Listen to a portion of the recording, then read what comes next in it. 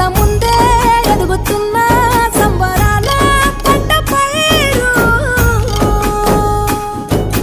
వంద గడపల మందన పల్లె గోడ గట్టని గూడున పల్లె చెరువుల తుల్లటి జల్ల షాపోలే